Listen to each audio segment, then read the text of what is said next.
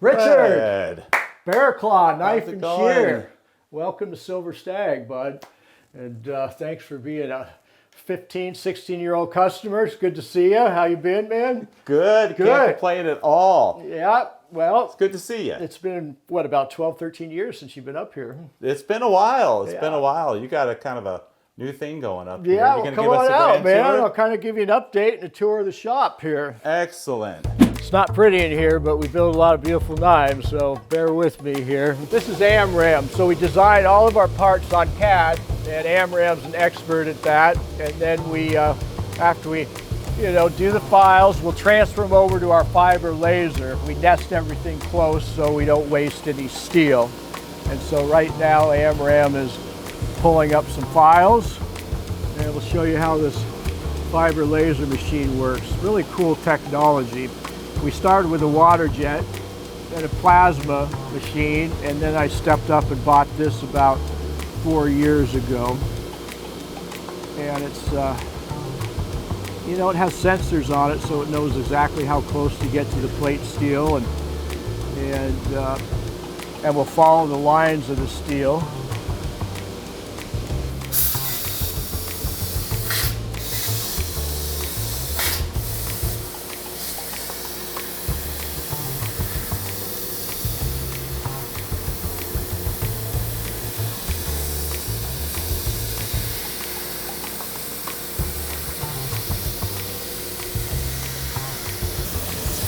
That's the profile he's cutting. Of course, it won't have a grind on it, it's just a blade blank. But I'll go over and take you over here and show you our blade blank. It's the next step in the process. So, we buy our plate steel from a manufacturer, and we use D2 and 1095, and again, we nest them close so we can utilize all the steel. And then, once we cut our blanks, they look like this.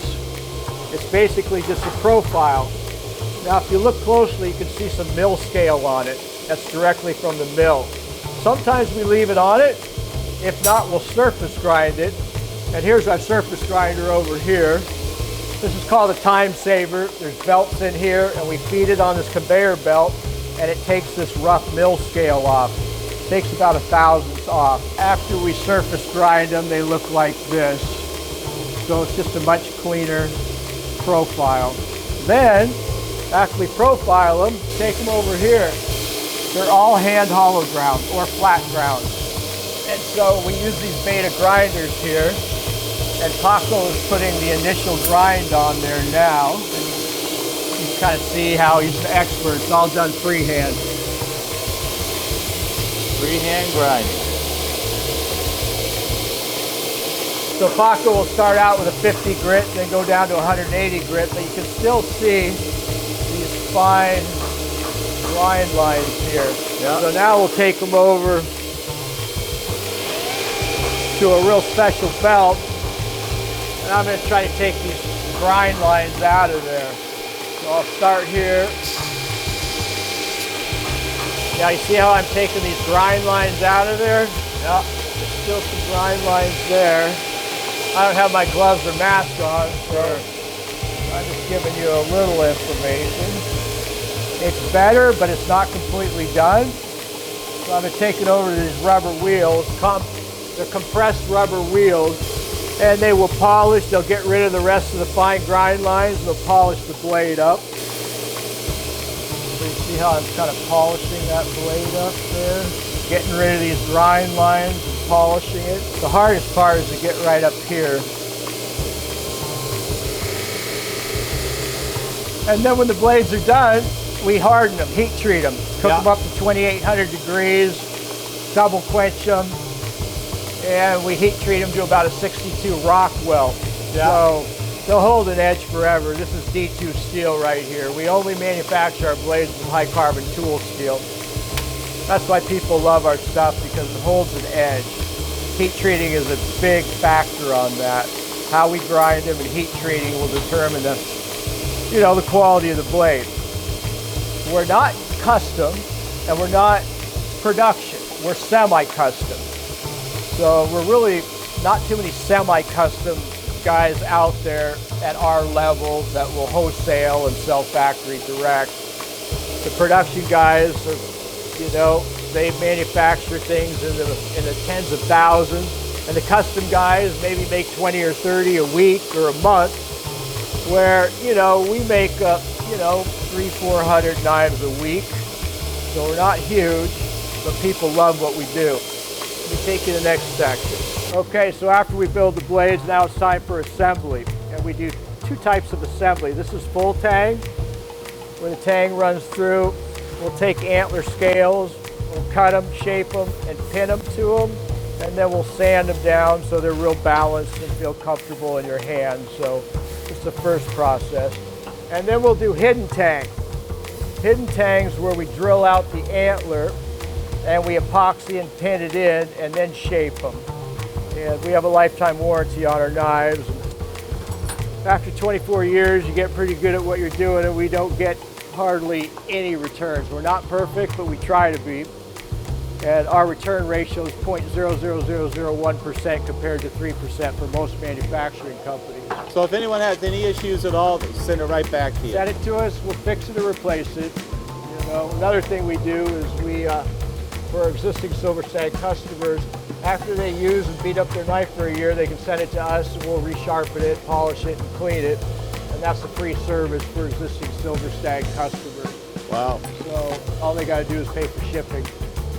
And we use thousands of pounds of shed deer and elk. This is elk here. And they're sheds. Deer and elk shed their antlers. And there's 3 or 4 key distributors in the country. It's kind of a subculture. And that's why the big guys don't use it. They don't know how to get it. They don't like the hand labor that goes into it. It's one of my key guys over here, Jake. He manages assembly. Hi, Jake. The antler. How long have you been with Silver Stag? I think about 6 years now. Okay, your boss must be a real jerk, huh? So 6 years here. Yeah, How do you like working at Silver Stag? I love it. Nice. Yeah, Jake's very good with his hands, and he does a great job.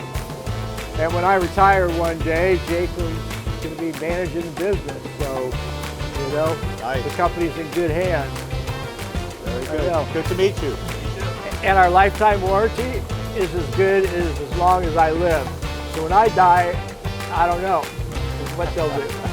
Lifetime warranty, your life or theirs. That's right. So I'll take you back to the next department. So after we do the initial assembly, they go back to the shaping department. All right. Come on back here. Once we got these semi-assembled, now it's time to shape them so they're nice and balanced and feel comfortable in your hand. This is our dirty room right here, a lot of dust. But let me show you how it's done. So we use these belt sanders here. I'm going to start with a 50 grit. Now right here you can see how rough it is and how the antler kind of carries over. So I got to shape this down.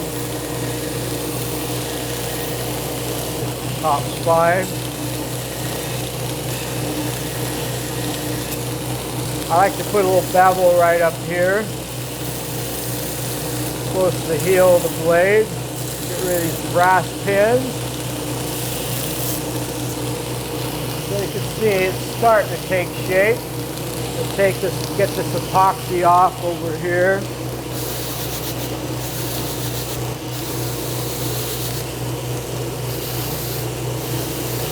That's about halfway there. I like the profile. The handles are symmetrical.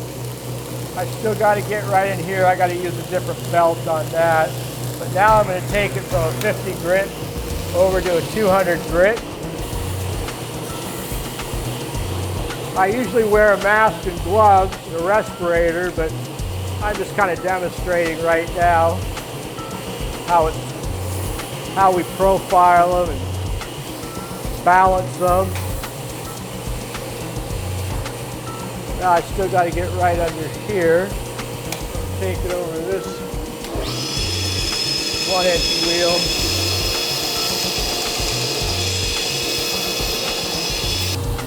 Okay, it's looking good. Now I'm going to take it over again, this compact rubber wheel. And you see that heat treat line? This is heat treat, is when they harden the blade. It leaves a little brown film on there. So we're going to take that off. polish the blade.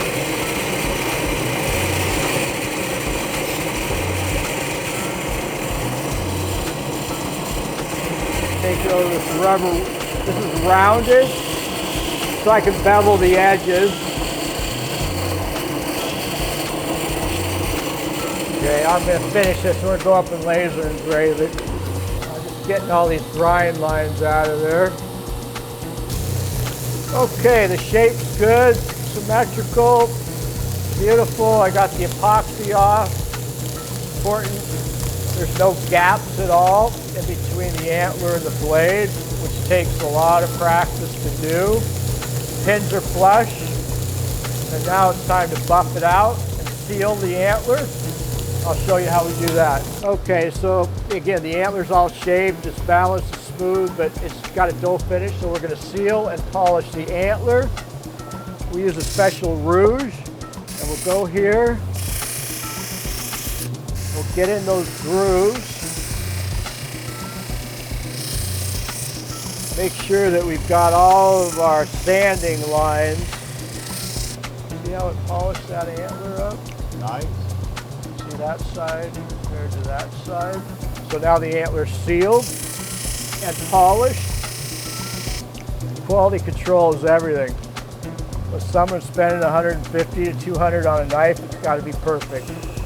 Everyone's a little different depending on the antler and the person that shapes it, but we want to make sure they're all real balanced like that.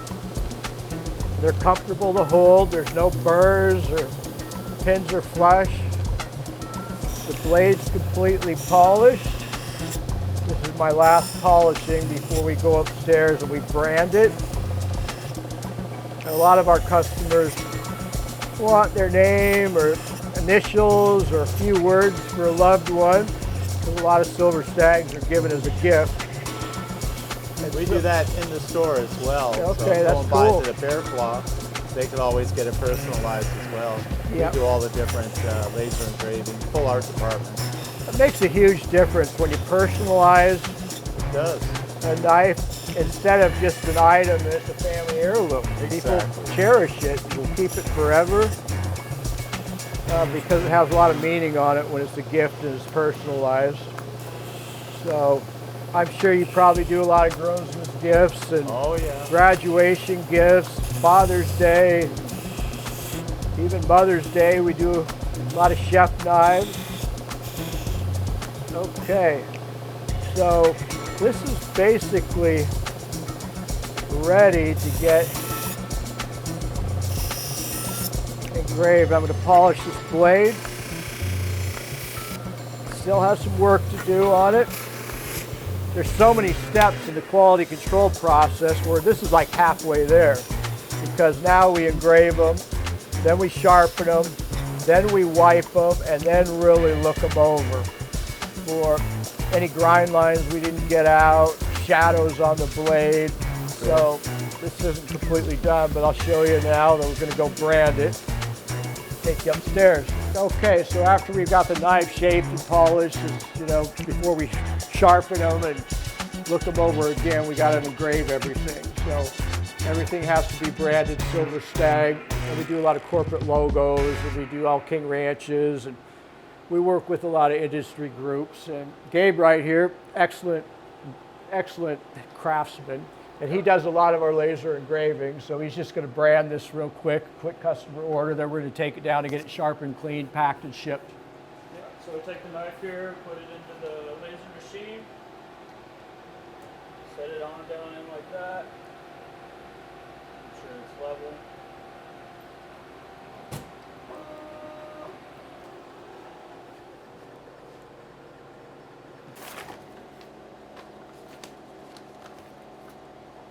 Okay, so you saw the process of building, laser engraving. Now the key is to get this knife sharpened. You can see that factory blunt edge. I'm going to give it to Tyson, one of my key guys, expert sharpener. He also is in charge of quality control, packing and shipping, and so he's going to put a razor edge on that. Tell me how you start. So what we do to start is I start with a 120 grit. But first, before I do that, I make sure there's no deep scratches in the blade once it gets here. So then I'll clean that up on the rubber wheel there. And then I'll go to the 120 grit right here. And then from there, I will transfer to a 320 and then a paper wheel. And I'll show you how I do that now.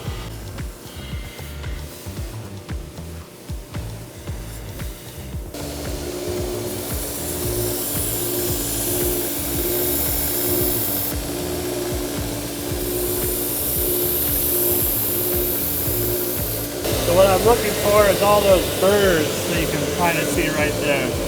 And now once I have the whole burr across the edge, I can switch belts.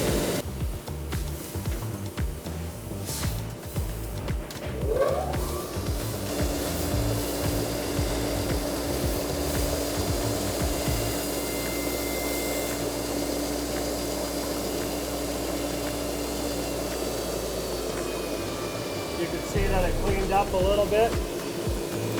Now it's time to move on to the paper wheel.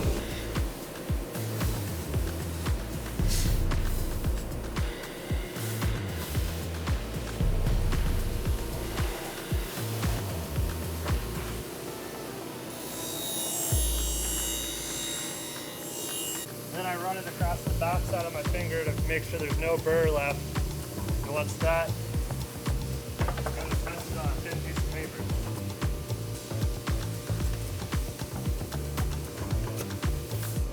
Even shave. Nice. Boy, I cut your tattoo off, man. It looks good on my wall.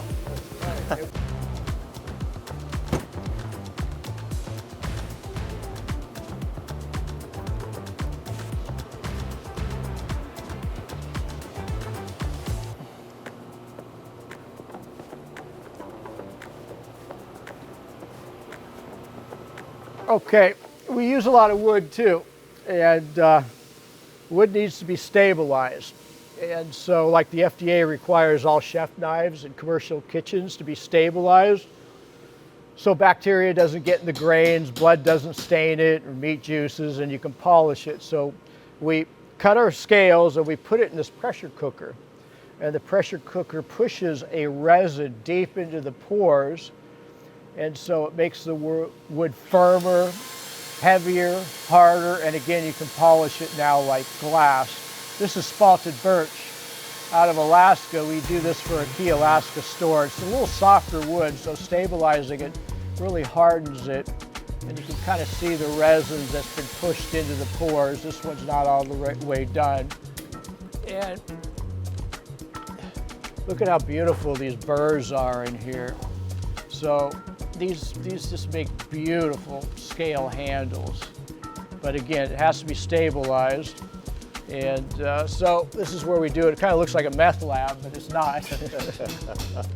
All right, now I'll take you over to the folder assembly department. Okay, here's our folder department. Folders are engineering. It's more engineering. I was a fixed blade guy for 15 years, and I wanted to do folders, and I didn't have the engineering experience, so I hired an engineer to help us with the parts because everything has to match and be completely compatible so there's no play in the blade. Everything locks perfectly. They snap in.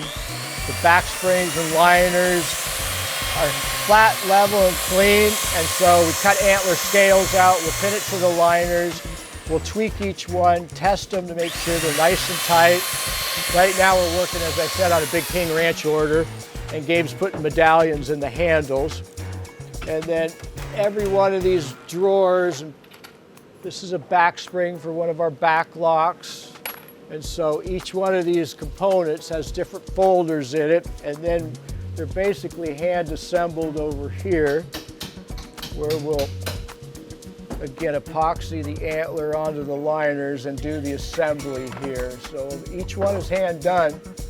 Even the pivot pin, we design ourselves. We could actually patent this because this pivot pin can be adjusted right here to the user's preference on the tension of the blade. So if you want a little tighter, you just put a little Allen wrench on that and crank it down a little bit more. Or if you want it looser, So you can snap it open, you just adjust it. So again, everything we do, we don't look at anybody. These are our own designs. And we were buying these pivot pins from a supplier, and they were probably made in China, so we designed this on CAD and then sent it to a Midwestern company and had them manufactured out of 440C military grade stainless. So again, they're completely our designs, but folders take a lot more work and time, and we have more rejects. We're so particular about the quality. If you look, you know, we reject a lot. So anyway, that's basically our folder assembly.